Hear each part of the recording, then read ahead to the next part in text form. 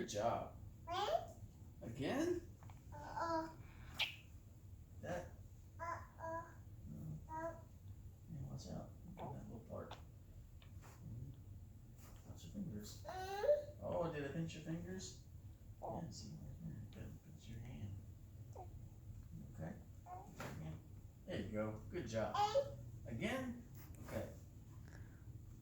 Watch your hand. Yeah, there you go. That's a good spot. Good job.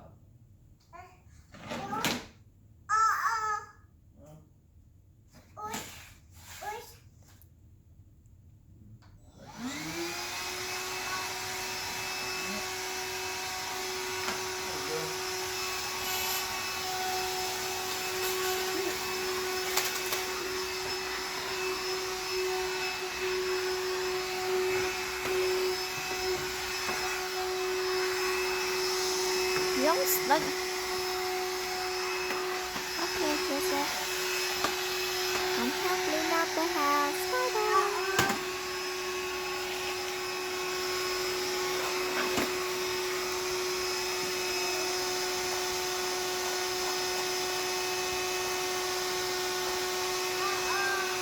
Joseph ơi, lấy dẻ lau quá Joseph. Cái wet wipes. Khăn giấy ướt á. Con tắt đi, con tắt máy đi. Turn off the vacuum cleaner first. Tắt máy hút bụi. Cái màu xanh á. Press the button. Press. Yes, turn off. Yes, good. One more time. One more time. One more time. Joseph, one more time. One more time. Joseph, nhớ một lần nữa. Press one more time.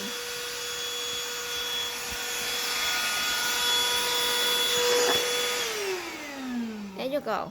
Rồi. Để sắp lấy cái wet wipe lau cái vết dơ nè sát. Wet wipe. Wet wipe. Lấy khăn giấy ướt. Khăn giấy ướt đâu? Baby.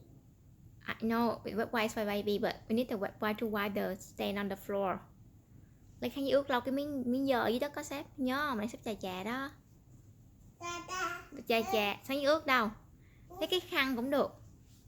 Khăn lên bàn kìa. Lấy khăn lên bàn lau. Daddy đi lấy đồ rồi, sao đi lấy khăn giấy ướt đi? Thấy ở dưới đất không? Okay. Bye bye. Okay, he go ask Daddy to help give him something to wipe the floor then. Bye.